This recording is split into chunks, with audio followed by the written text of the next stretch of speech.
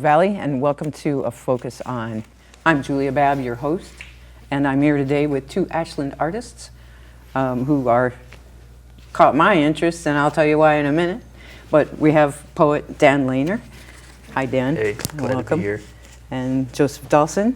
Welcome, Joey. Well, thank you for having us. Definitely, thank you both for being here. It's kind of been a dream of mine to talk about artists and kind of get into how you do your thing. So welcome to A Focus On. Today we're going to focus on your creative environments. I know that they are very different environments, and that this is what I think is extremely interesting, is that from these two different environments we get one of the most interesting collaborations that I've ever seen or heard about, and we'll talk more about the collaboration later. But I wanted to set the groundwork here, and we'll be seeing some video of, we followed you both around a little bit last weekend with the roving camera, and definitely found out more about how you work, and got to see you in your natural environment.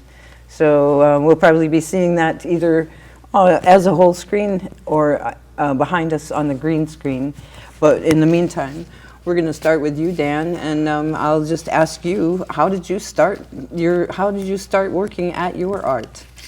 Well, kind of like just thought I got to do something with my life, right? So I thought of trying to bring important ideas to the surface, you know. And poetry can be a little depressing and whatnot, and I try to stay away from that. But like I was telling you guys earlier, you know, I picked up this book by Baudelaire, The Flowers of Evil, when I was 18, and I was struck by the magic of his writing, you know. But I was also kind of brought down by what he was focusing on, you know, how life is depressing and this and that. And I thought to myself, I'd like to do that, but bring out the good, you know, instead of focusing so much on the evil. And then 10 years ago is when I really started doing it, you know, after kind of practicing on and off for years. When I really saw the importance of what I had to say. I thought I had something important to say. And so that's when it came out, like 10 years ago. And I try to bring out like a sacred point of view, kind of maybe an indigenous point of view. Although I'm not indigenous, but I try to learn from the indigenous perspective.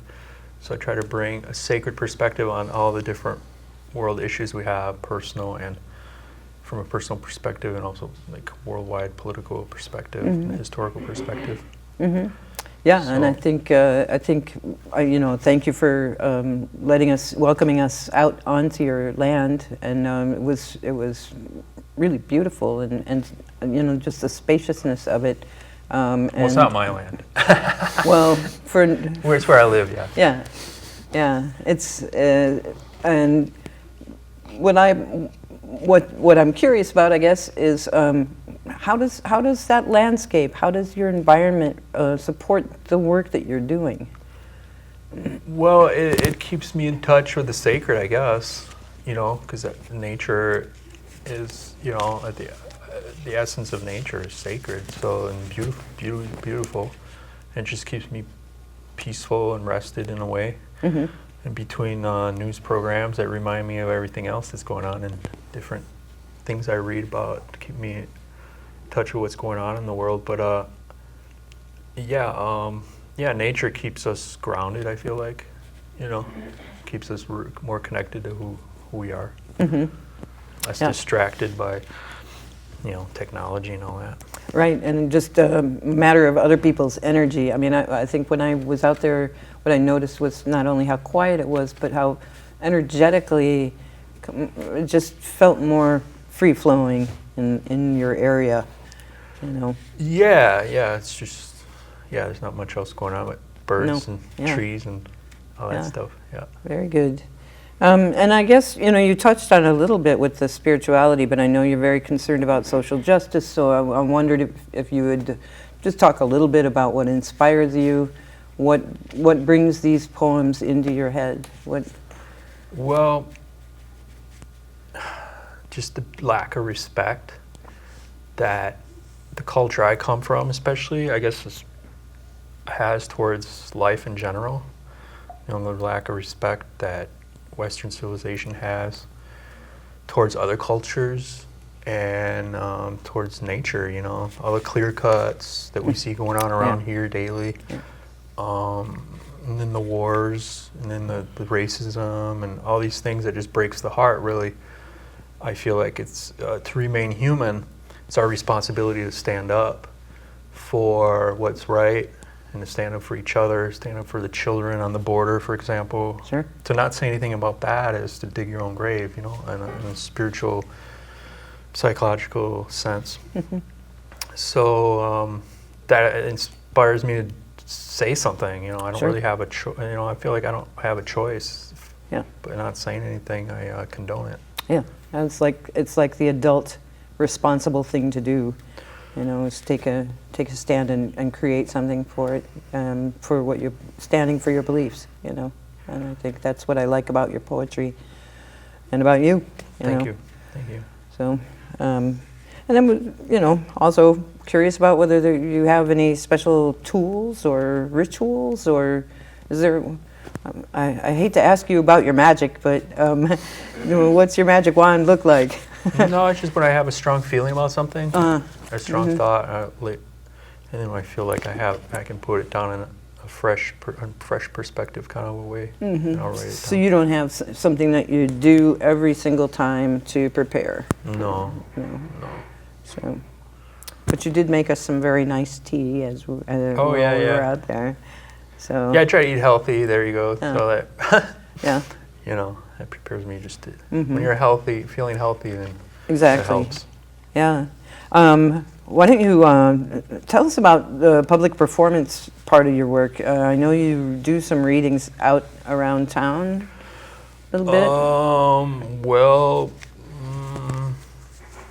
not that often. I mean, I had a TV show here at RVTV. I did, you know, here and there. You know, I've also, you know, read people poems here and there. I'll hand them out just to people. Just, you know, I don't really go to that many readings. I mean, we I don't performed know. at the tea shop. Oh yeah, we did one at the tea shop. Yeah, so it happens here and there. It's not like I make a habit of it, but if the moment arises, you know, I mean, if the occasion arises, you know, I'm always. A lot of times I'll give people a poem or read them a poem, you know, if I feel like. Yeah, I know that you've been at you've read or recited your poetry at Awake Cafe. Yeah. And I know they have a 24-hour, whatever hours she's open, the microphone is on. Yeah. So that's We did that. Yeah, it's a cool space. I'd recommend it. Yes. Highly recommend it. Very good. Yeah. Thanks for that. And Joey, I want to now ask you the same questions. I'm wondering, you know, when did you start practicing your art? I think you have quite a heck of a story about how you started in on that. I was probably 16 years old, and maybe from the time of 6 to 16, all I did was skateboard. Like my whole life was skateboarding. Like that was my creative outlet. And then at a certain point, like 16 and a half, I started having muscle and tendon problems, and like just some, no one ever told me what it was, but some autoimmune type deficiency, and I stopped being able to skateboard, and I stopped being able to play guitar. I was playing guitar a bit too, and the only thing I could really do was hold a pencil in my hand, and to that point I didn't really have any experience with art other than some classes in elementary school. Sure. Or maybe some middle school art classes or something, but I pretty much just picked up a paintbrush and just started playing around with color and trying to garnish or reclaim some sort of energy like I had with skateboarding, but just in another way. And I started school. Maybe a couple years later, I moved out to Oregon and started community college, and at that point I started to really like art. I was doing it every now and then, and I was really starting to enjoy it and think maybe I could learn something at it and reach some end. I didn't know what it was yet, but I just felt like called to the artistic pursuit. Mm-hmm. I did art and music, whatever I could do that would let my hands like allow me to do it, because I was still suffering. Like I couldn't do something for too long without like my muscles clenching up, and I couldn't control the paintbrush, or I couldn't control the strings. So kind of went back and forth, like doing art, music, and then just studying in school. Mm-hmm. And then maybe around the age of 20, like so 4 years after I started, I started doing Tai Chi and like yoga, and started getting my hands better, and then I was able to start playing music and making art more consistently. I started doing some still lifes, teaching myself some color theory, and then my last year of school, really, like it was maybe I guess 22 at that point. That was the first time I really did a portrait, and I kind of just, like, it was actually in class one day and people were introducing themselves, and I just raised my hand. I was like, oh, I'm a portrait artist. I kind of just called it out. Like I hadn't actually done one yet, but I just knew I had to start doing them for some reason. Yeah.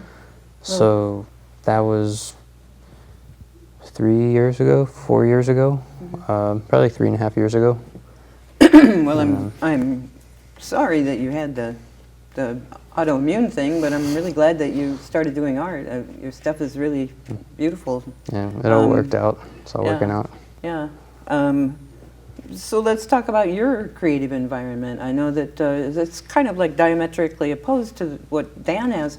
Dan's got all this expanse of space, and yours is very concentrated and lots of detail and lots of little small, like I think we've got on the green screen behind us some of your studio showing and some of the detail. So yeah, why don't you tell us about your space? Well, the space I work in right now is like we basically turned a part of our apartment into a studio. So it's really nice and really neat. At least that's the ideal. Sometimes it gets really messy. But I'm in there, and I think the creative process doesn't really always start in the studio. Like I guess there's a different process working on stuff of my own or working on stuff of a friend from outside of the house versus working on like art for, say, this project that we're doing, which maybe we'll get into later. But I pretty much will say I meet a person and they say they want me to draw them. So I'll ask them a list of questions like, you know, who are you? Where do you want to be? What are your interests? What are your hobbies? What colors do you like? And I almost, through giving the interview, getting an in-depth on a person, it's almost in a way like I take what they tell me plus my own instincts and my own intuition from that whole process, and then I formulate this image in my head, or it almost just kind of shows up to me like, oh, this is how you got to draw them, this is what you got to include, this is what it needs, and then from there it almost like downloads like, okay, I need this picture, I need this location, I need this color, this pattern, and then I kind of just go to work, and depending on what it is, it takes like, you know, a few days to sometimes a few months, like. But I've learned to be patient with the process, and then at that point, like, you know, once I have the idea down, I'm in my studio. I know where all the stuff is, and then I just go to work getting reference photos or trying to get my paints together or get all my pencils sharpened. I put on some music. Sometimes I stop what I'm doing and I pick up my guitar and I play some music. Sure. Sometimes I have to stop because I'm spending too much time sitting down, or I'm stuck on something, so I just give the piece some space, and I actually do go out into nature sometimes, and I just like forget it. So like in some ways it is a little similar to Dan. Yeah. I do go to nature to calm down and like receive fresh energy. but that's pretty much it. And then Yeah, well, I mean, it's kind of amazing seeing you sit in your studio, and pretty much you can just reach and get what you need, and here's this, and you don't really have to move much. It's all That's a pretty much benefit. right there, and you share your space with another artist, a person who's important to you. So with my wife Mirna. yeah, so and she's here been today. instrumental in the whole process too. I imagine. So what would you say inspires your work? What inspires me is the feeling that everybody has something to say. Everybody has a voice, and everybody has the right to be empowered, and everybody has a really interesting and unique experience that I feel like I can tell through the story on the piece of paper or canvas. Sure. And it excites me to be able to embody that and show somebody a part of themselves they haven't seen, or show a really cool depiction of something to the world for some reason. Yeah, cool. And I know you mentioned sharpening all your pencils. That sounds ritualistic. Ritualistic. Well, you have to have sharp pencils. Yeah. Well, you have to have your tools working right, because Right. otherwise, like, you go to put down a thin line and you just like mark out like a whole section of work, and you're like, what did I just do? Or if the pencil's not working right and you go to put it down, it breaks, then you just puncture the piece of paper, and then you're like, so yeah, Now making what? sure stuff is in Yeah. order. And it really is like, the more, I haven't been doing it such a long time, Sure. but over the last 2 years I've been doing a lot of them, and what I've learned so far is you really have to be patient, and if you're patient, you can't go wrong. Very cool. Because I know that you're not just working on one piece at a time. It's not like office work. Well, okay, well, I've got the in basket and the out basket, and I'm going to do this piece, and then I'm going to put it away because it's done. No, you've got several. You've Yeah, got I like work on a a few dozen at a time. or so, yeah. So, and I think we saw some of the racks and the drying racks, or, I mean, these are delicate, super delicate pieces, and they've got all sorts of, I don't know what you'd call it. It's whatever makes it 3D, dimensional. That kind of makes it like. I feel like I might have missed something. There's probably more of an in-depth way to describe the process. So I'm working within the dimensions, going from 2D to 3D, and I guess I was starting to explain part of, like, I'll get this feeling or this expression that I think comes through me that informs what I'm supposed to do to create the piece, and like I think within that there's almost a gridded, there's some type of pattern where the edge of one thing will match up to the lattice work of something else, or it'll create different lines that are implied or not implied. And something about that, there's times where the piece will say that it's done, or the piece will say, oh, I need to create a third dimension. And something about creating the space around a person in such a way that they feel comfortable being there, or that it's representing the message that they're feeling or that needs to be said. And in my opinion, that can be represented with playing with the dimensions in a really subtle way. So. Sure. No, I think it's really satisfying work, and I think what I like about the three-dimensionality is that you can sort of, you're kind of helping us to see the energy between things, you know. So that's really cool. And let's ask you about the public aspect of your work. I know you're in a show right now. Say a little about that over at the coffee shop. Yeah, we've got the artwork up there, and Dan's poetry.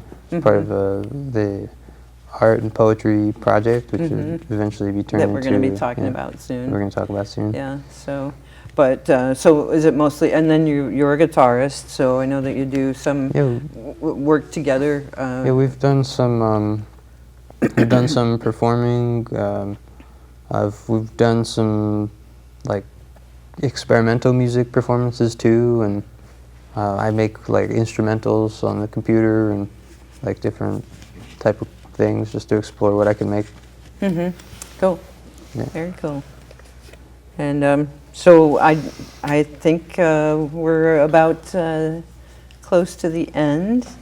And Really? was there anything else that we've neglected to pick up on that was about your creative environments? Was there anything that we missed? Anything you want to add? No? Yes? Not really, no. I think, I mean, it covers it for me, I think. Yeah.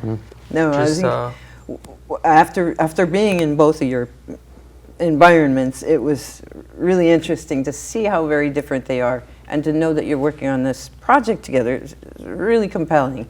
I like to say that when I hear good music, it helps a lot. Yeah. Like people that sing from the soul, you know, from the deep, deep place, and also good movies. Yeah. Really, you know, any art form that's deep, I think it inspires you for whatever art form you have going on. So we all inspire each other. Great. Yeah. Very cool. Well, I'd like to thank you both for being here. We're going to have you on again, and keep making the artwork, and enjoy your spaces. Thank you. But yeah, so this has been a segment of Focus On, and we're talking with two Ashland artists who have been working on a collaboration, and we're going to talk about next time. We're going to have you on again, and we're going to talk about this thing called the Poetry for Peace, which is going to tie in how your very different styles and your creative environments come together, and together you make this incredible piece of artwork. That's Right on. a combination. So, well, this has been a Focus On, and I'm Julia Babb. We'd like to thank you, SOU, for your support of Rogue Valley Community Access Television, and an extra special thanks to Wanda Borland, our producer, and her all-volunteer crew. My name is Julia Babb, signing off.